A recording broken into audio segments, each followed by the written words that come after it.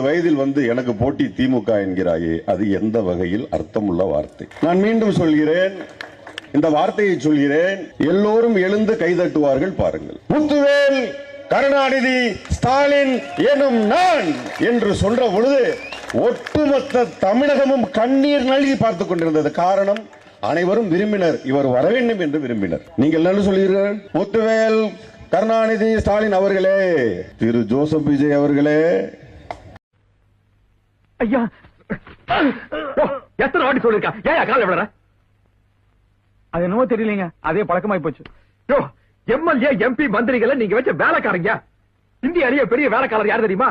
பிரதம மந்திரி. தமிழ்நாட்டிலே பெரிய வேலைக்காரர் யார் தெரியுமா? முதல் மந்திரி. இத நான் சொல்ல, இந்திய அரசியல் அமைப்பு சொல்லுது.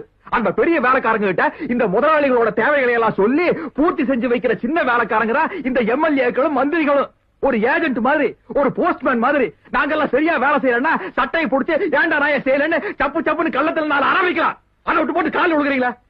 குணியாதீங்க, குனிஞ்ச குற்றத்தை செய்வாங்க. நிமிந்து நில்லுங்க, அப்பதான் உருப்பட முடியும்.